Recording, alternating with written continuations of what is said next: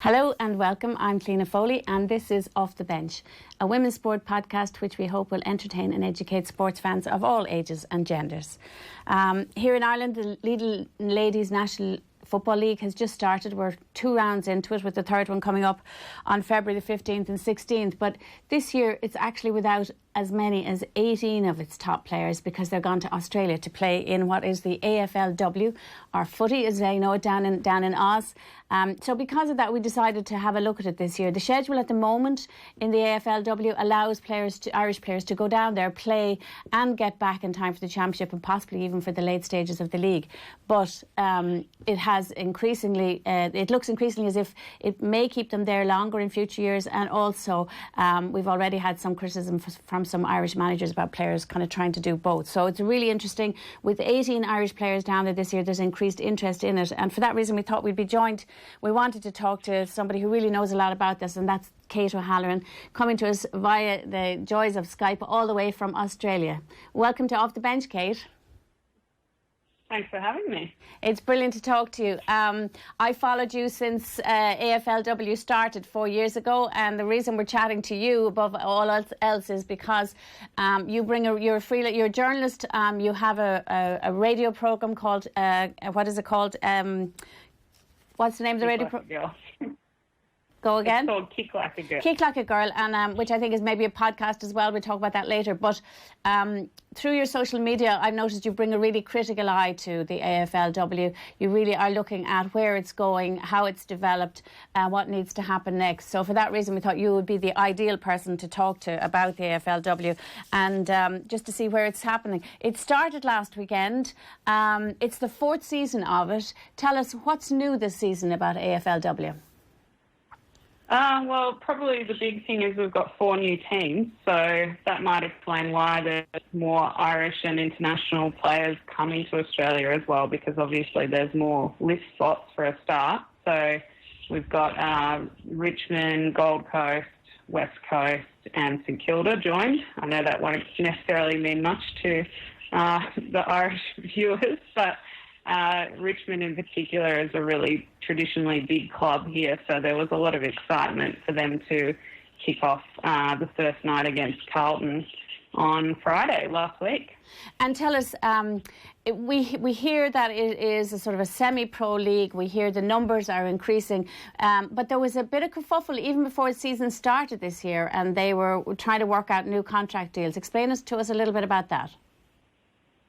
Yeah, so the collective bargaining agreement for the women's players was up for renewal. So there was a lot of disgruntlement, I guess, from some of the players here in Australia, just in terms of their wages, the fact that many are still working full-time jobs and trying to balance playing AFLW. I know, it might seem like they're getting paid well comparatively in terms of overseas leagues, but what most people don't realise is that it's still their second job. They're still getting taxed half of that money, because that's the rule here in Australia. If it's your second job, you lose 50% in tax. So a lot of them, I think now that we're in season 4, they're saying, and Emma Carney and Darcy Vesio, who are 2 of the bigger players in the league, both wrote opinion columns in the lead up to the first week just saying, we've sort of passed the grateful stage. We're not just grateful to be here and playing football. We actually need to make a living, and we want to dedicate as much as we can to this competition. But the expectations of us are as if we're full-time professional athletes, and we're not that at all. Some of us are working night shifts. Well, yeah. One of the best. Well, incredible that you should mention it, because I spotted in the news that one of the players had been hit by lightning before the season started, and I looked at that and I thought, what on earth is going on there? Tell us that story, because it does demonstrate that our Aussie players are playing as well, working outside playing, and the extraordinary demands that are being put on them. Tell us that story. Yeah, so that's what I was just about to tell you about Jessica Wushner. She plays for the Brisbane Lions. She's a forward. She's kicked a heap of goals in the last few seasons, so a very well-known player, but still works on the docks as a stevedore, and she was actually working at 3 a.m. in the morning, 19 days out from the start of the season, and was struck by lightning, incredibly. And wasn't even sure if she was going to be able to play on the weekend. Incredibly, she did. I think that's amazing. Phenomenal. That's amazing. But yeah, Beck Goddard, who coached Adelaide actually to the premiership in their first season, in the first season of the competition, she's now a VFLW coach, which is the tier down. But she was commentating on the weekend, and she really strongly made that point that these top players, someone like Jess Ushner, should not be working at 3 a.m. in the morning, 19 days out from a competition. And it actually has been useful that it drew attention to the fact that these players are often juggling not only jobs, but, night shifts, early morning shifts, lack of sleep, training that finishes at 10 p.m. and then they've got to go back home to bed, eat some dinner and go to work the next day. Yeah, really highlighted it, and really interesting to see it brought up and discussed on sports shows over there as well, which is brilliant, because it will probably, I'd say, raise awareness that that's what's exactly going on. Tell us, it's interesting, the collective bargaining, it wasn't just an argument about money, it was also an argument actually that the players wanted more games, and there has been some argument over the size of the league, the expansion of the league as well, hasn't there? Yeah, well, it's a bit complicated to explain actually, but if your listeners or viewers are familiar with the American conference system that they have for things like basketball, they've tried to replicate that here with Australian rules football, except it's not sort of geographically divided, so it's not as if all our West Coast and East Coast teams are in one conference. They're just mixed up in terms of a determination that the AFL's made about how good the teams are, where they're going to finish. So actually last season it was introduced to much controversy and ended in a very lopsided result, meaning that teams that had won many more games missed out on finals for inferior teams, and it just led to a, I suppose, disappointing, more one-sided final series than we could have had if we'd had a regular ladder and fixture. But the AFL has been very hesitant to give the women's game a full season, and the players are rightly upset about this because, so much goes into this competition, so much training, so much fitness work. There's a lot of injuries, and these women are getting contracts just for the season, and then they have to maintain their fitness and, their readiness to compete in the off-season or off their own bat. And sorry to interrupt you. At this season anyway, because they brought in new teams, everybody's going to have 8 games minimum. They play everybody in their own conference, and then they play 2 cross-conference games. And then there'll be, the first year was straight final. Last year there were semi-finals, and this year, if you like, there's sort of a quarter-final there as well. But you've got an A conference and a B conference, so you have more games. So the season has expanded slightly. Started last weekend and will finish up in April. So is it going to get even bigger than that, Kate?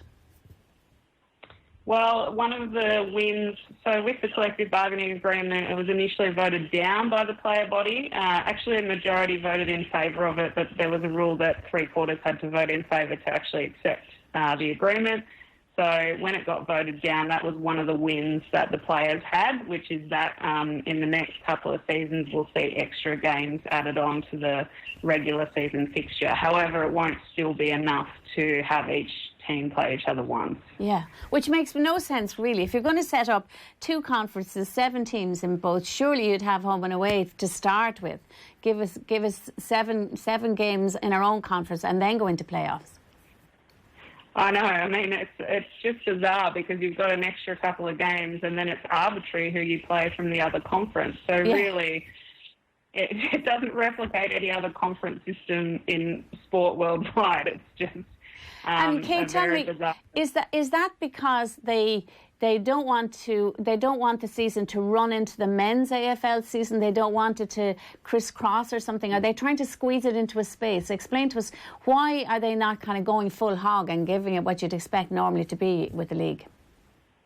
Yeah, I think you've hit the nail on the head. So Nicole Livingston, head of women's football, has spoken a lot about this idea that she thinks that AFLW needs clean air, or, a window in the Australian sporting calendar to get enough viewers, to generate enough interest. So if you think about the Australian sporting calendar, Australian Open is huge in January. Then the men's competition starts up in March.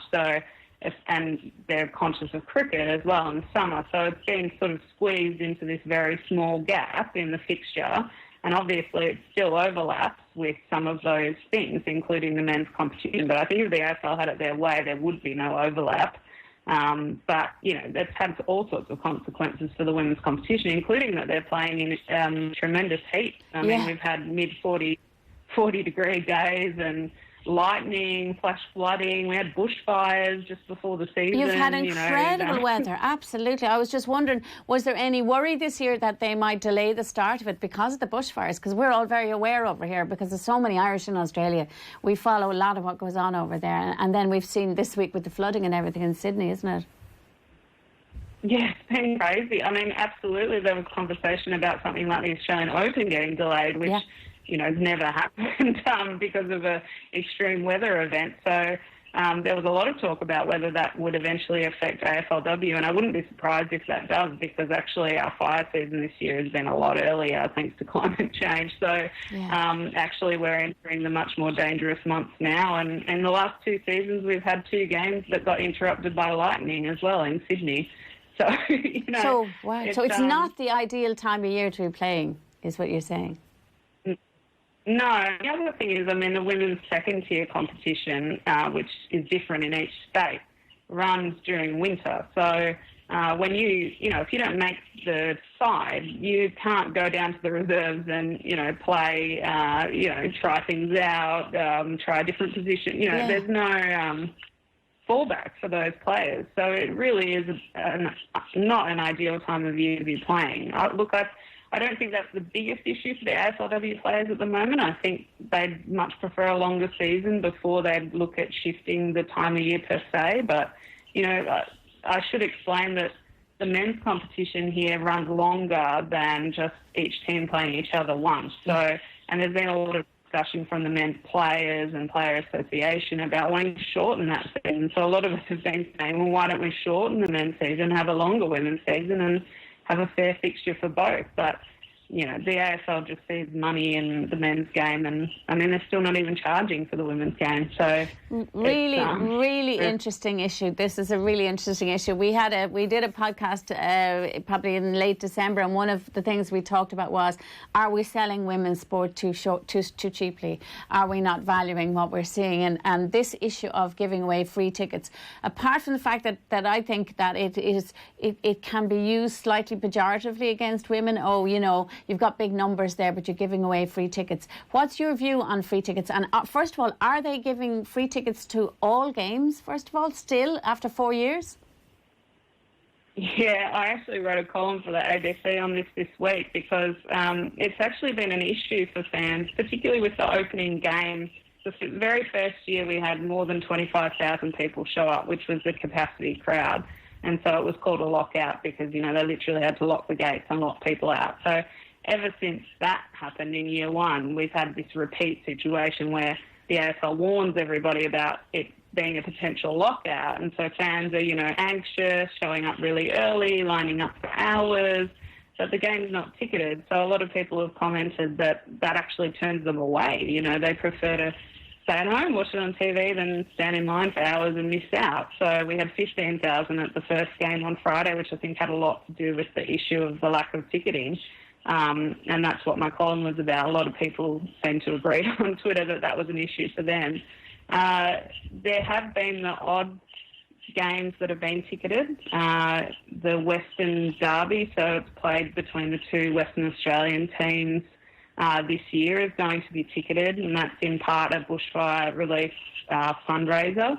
But generally the games that are ticketed are the ones that are sort of paired with a men's match, so whether it's a pre-season men's match, because those games are ticketed. So, my argument is that, yes, we are selling short the value of women's sport, because Nicole Livingston, again, head of women's football, was asked about this over the weekend, and she said, well, we've got 4 new clubs and we want them to have the same opportunity to draw a crowd without the price barrier. And I just think it starts from this real deficit position about women's sport and the presumption that people aren't going to show up if they have to pay. And I just see no evidence of that when I have attended these matches over 4 years. No, and we see no evidence of that over here with women's sport in Ireland, and particularly with team sport in Ireland as well. But we do notice that even rugby internationals, the prices are lower than for men's. And this is a question I ask: is, if you give it away, will people value it? Do they really? And also, how on earth are you going to create revenue streams for women's sport? Yeah, I just feel it becomes a real self-fulfilling prophecy. It's so easy for the AFL to say, well, we can't make the women's game professional because it's not generating any revenue. They haven't given it the opportunity to generate any revenue. So it's just a self-fulfilling prophecy about the value and lure of women's sport, and it keeps it in this deficit position where people can make that argument that people are only showing up because it's free, or, that they need to remain semi-professional because they don't generate revenue. It's that constant cyclical argument, isn't it? And tell me about TV, because obviously media coverage on TV is really important. Do they have, first of all, do they have live to air, or do they have pay-per-view, or how much can you see women's AFL on TV now?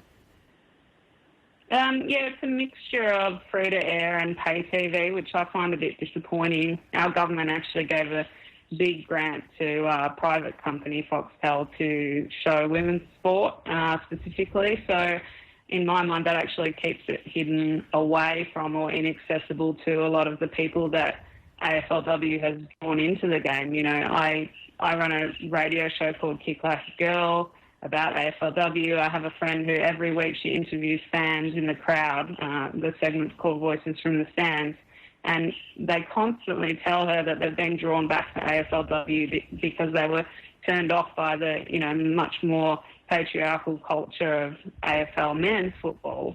And so, I'm finding that this game brings so many people to the sport who have either been ostracised by it or have never actually been sport fans in the first place. But they're interested in social justice and gender equality. So they're not the kind of people who have, Foxtel sports subscriptions. So I think it's a real barrier for people to access the game. And is it not on national TV or free-to-air TV at all? Is it not on, I think, is it 7 is the equivalent to our RTE, to our national broadcasting station? There's a few games that are on each week. So out of, I think, 6 games, there's probably 2 or 3 that'll be available, but a couple will be on the main channel and one will be on a secondary channel. So, it's okay. We've got some coverage, but it would be ideal if it was more accessible. And is there a highlights show? Is there a show that kind of embraces the whole lot of them together? Is there a weekly highlight show yet? Not really. There's one on Channel 9, women's football show, but, it doesn't get anywhere near the kind of analysis or coverage that men's football does. That probably goes without saying. But, we get very patchy coverage in mainstream media. We saw last year, obviously, the Taylor Harris, that famous image, and the Twitter thing that followed about an incredible athlete in action, and that beautiful image that we saw. And then there was a huge Twitter storm over the reaction to it and some of the sexist comments. And I noticed she's got a book out now, which is very interesting. Not an autobiography, but in some way dealing with, social media trawling, how to deal with all this stuff, and a little bit about her life. Is she a superstar, or did that just throw her into the limelight? And also, who are the national superstars of the game, if you like? I think she's certainly become probably much more recognisable face of the game. She's always had quite an extraordinary talent in terms of, particularly, she's got this long, booming kick. I think she actually featured in, when the AFL men's finals were on last year, they had a longest kick competition, and she beat a lot of the men with her kick. So interesting. She's quite well known for that, and got a great leap and great mark, but probably underperformed, until that photo. I actually would say her form's probably picked up since the whole controversy and the sexism online, which is incredible. Incredible resilience from her. Yeah. In terms of the big stars of the game, we had a lot of movement in the off season. So Katie Brennan from the Western Bulldogs, she was their captain. Now she's moved to Richmond and she's Richmond's captain. Bree Davey was at Carlton and captain, and now she's moved to Collingwood and she's vice-captain. So we've seen some of the big faces of the league switch teams, which is a bit more unusual in the men's competition. But I think the context that people should understand is that, again, we're in this really fledgling space and there's very small salary caps for women's teams, but some of those bigger clubs like the Richmonds, like Collingwood, can actually offer additional sponsorship or, deals or, promotion payment for those kind of players. So it's interesting to see them move around. But, the big name is Erin Phillips. She won the Best in Fairness last season, won a couple of premierships now. Her dad was a famous AFL men's footballer, and she's spoken quite openly about how a lot of people have approached him when she was a baby, saying, how sad that he had a daughter instead of a son. Oh, my goodness. Yet, she's just the most incredible footballer and actually dedicated her career to WNBL in America because there was no competition here for her to play. And yet, despite that, she just looks natural and just, a different level sometimes to the rest of the competition. So she's the one I'd say to go out and check out her highlights. I noticed as well a woman called Daisy Pearce is back playing this year as well. After having twins, took 1 year out to have twins, and that's actually a common theme, if you like, at the moment in some of our podcasts about women. Women who become mothers returning to elite action in sport. And actually, Katie Heron from Donegal is over. Really interesting. She's gone over to play with Western this year, and she's brought her 7-year-old son with her, which is an amazing story as well. And Emma Duffy did a great story with her in the 42 online here recently. But Daisy Pearce has caused that story alone has caused some interest as well, hasn't it? Yeah. She was another one like Katie Brennan, like Taylor, who was a real face of the competition from the beginning, captain of Melbourne, played in the exhibition games even before the AFLW competition, so was probably the most household name of any of the players. At least when the competition started, and was a midwife actually. So, and then announced she was taking time out, which I think Melbourne fans weren't too happy about because they weren't sure if we were going to see her back. But incredible that she's made her way back after just one season out. Amazing, with twins, wow. Tell us about the salaries and just about the pay levels. And I was curious, if you have people transferring clubs, and I noticed, which made me laugh, people giving out online saying, oh, they're leaving our club. And I thought, well, that's what men do in professional sport all the time. What are you giving out about? But what are the pay levels like? And have they increased with the new collective bargaining? They didn't increase this year. They already had a pay agreement in place from last year, which saw a gradual increase in wages. They range from anything like 12.5 grand Australian up to 35, 40-ish max. Right. But that. And that's about that. The top level is about 20 grand in euro for us. That's about 20 grand in euro for us. Yeah, but that would be exceptional. You would only have maybe 1 or 2 players on that kind of wage, and all of the clubs have the same salary cap, meaning they can't spend outside of that amount. So if someone's getting paid that much, obviously it means that the other players are getting paid less. They basically have a 3-tier system where you have top paid players, the middle range and the lower range. I'm presuming, though, accommodation, food, that kind of stuff, is that taken care of, or is that just for some of the Irish girls? And also, while we're on that, do people come from other sports? Because I'm presuming there are other sports feeding into it as well with transfers.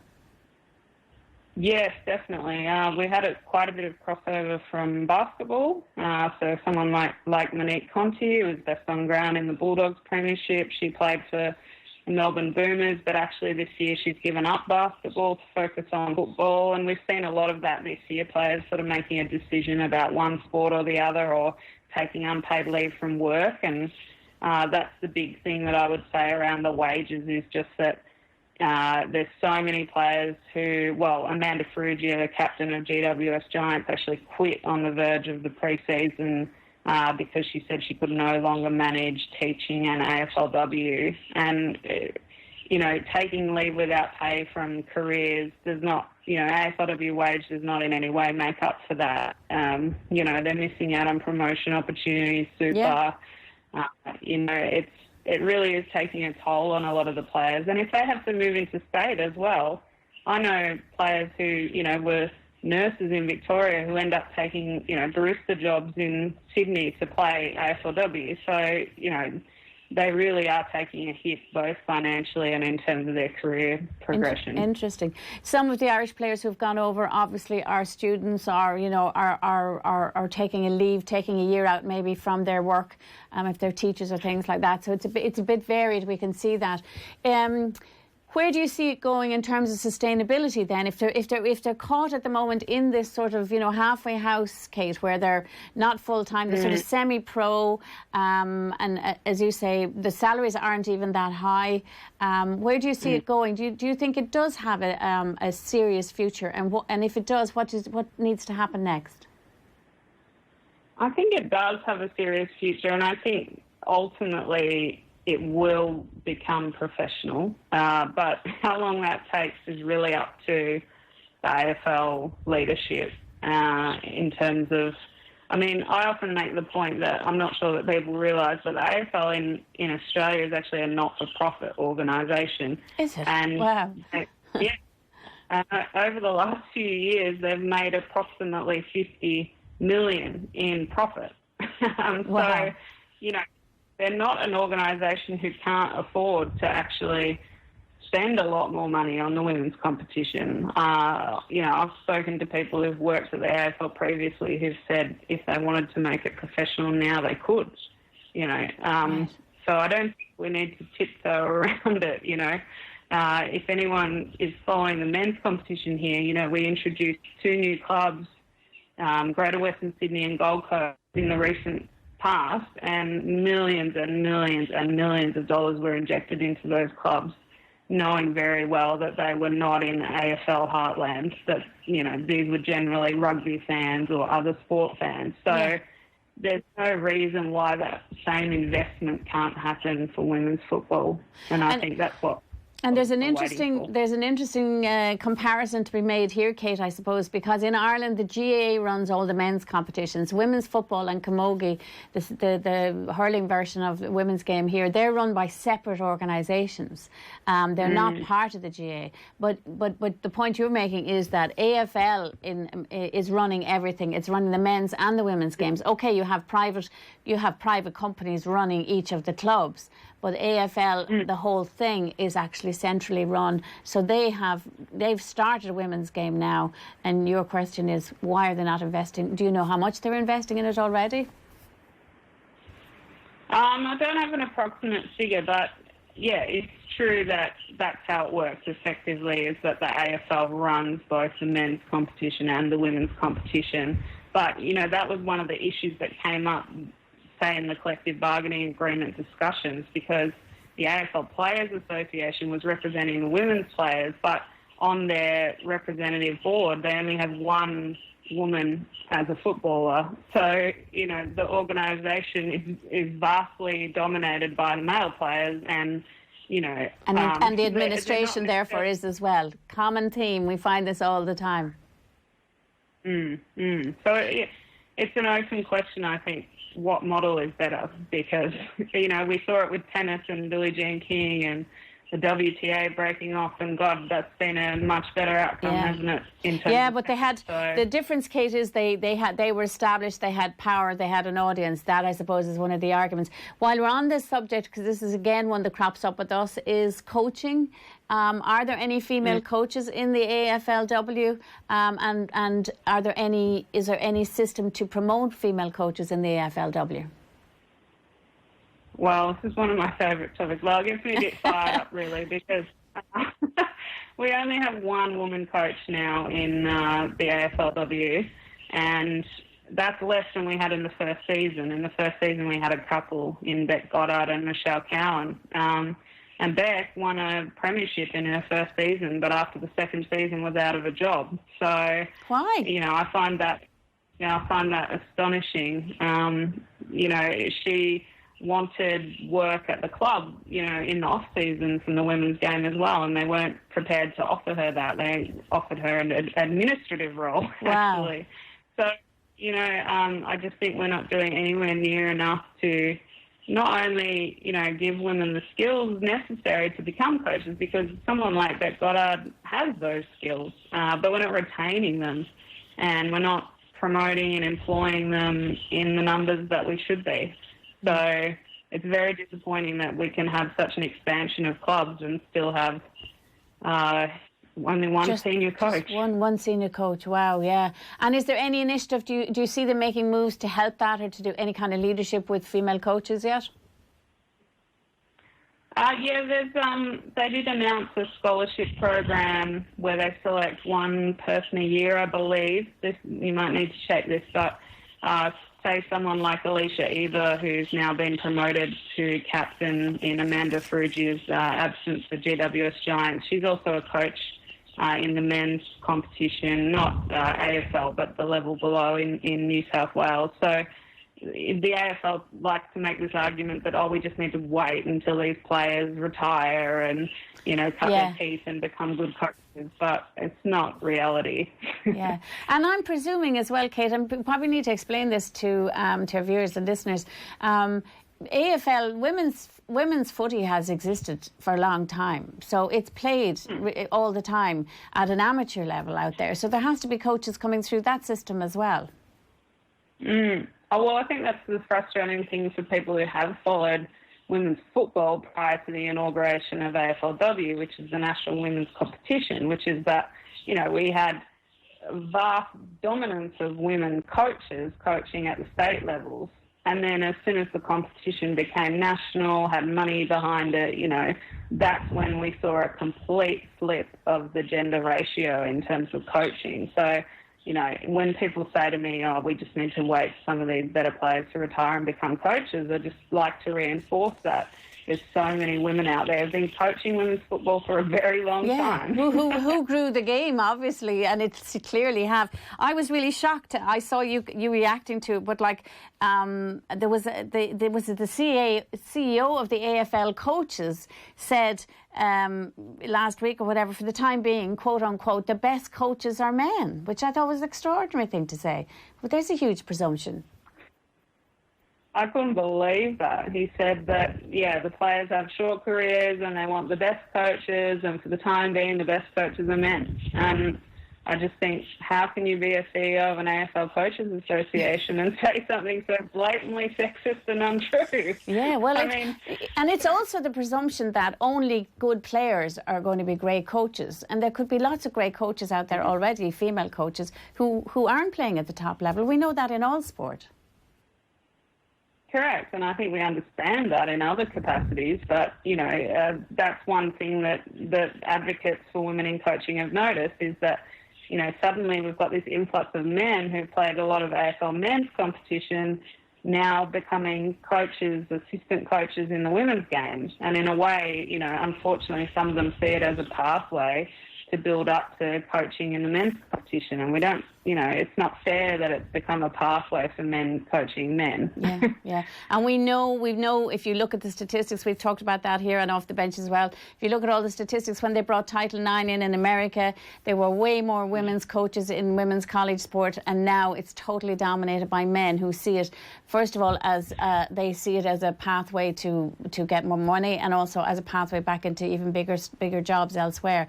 And this notion that men tend to employ people they know and tend to employ people that they meet socially and all that rest, and a lot of time it's men. So that's one of the problems you have. We've got lots of players over there, Kate, so I hope you're going to enjoy seeing them. We saw Orla Dwyer, brilliant tip dual player, got a goal on her debut last weekend for I think, was it Brisbane?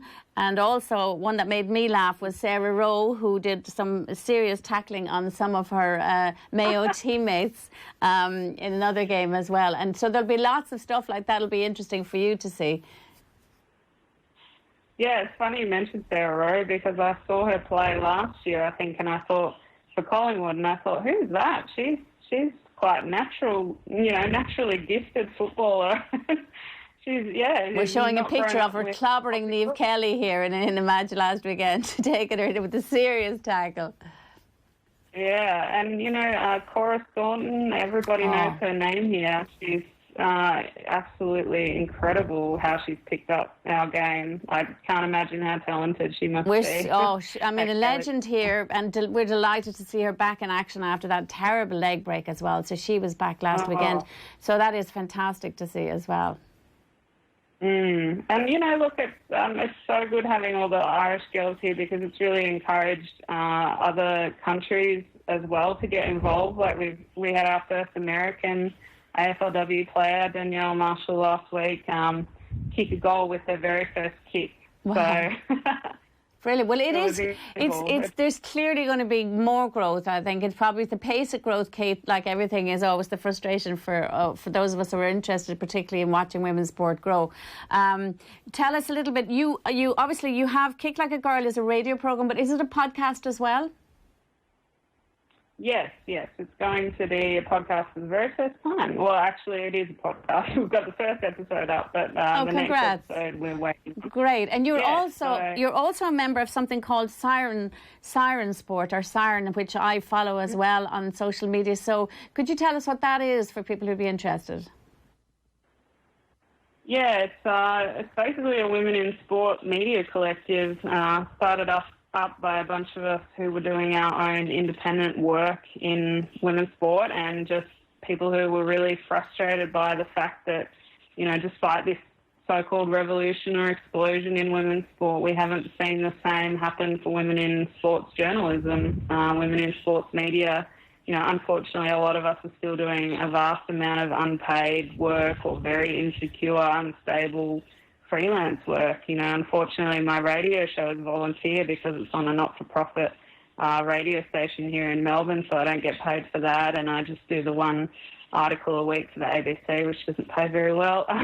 So, we're frustrated about it, and we're also sick of the marginalisation of women's sport when it comes to mainstream media coverage, and no matter how much complaining we do about it, it never seems to change in a meaningful way. And I think we've got this opportunity now. We're riding this, so-called wave of momentum. We need to capitalise on that and see it happen in the way that women's sport is covered in the media. So we decided to start doing it ourselves and try to raise some money. And the idea is to pay women properly because we're sick of doing free work. Well, that's exactly how we started here on Off the Bench, Kate.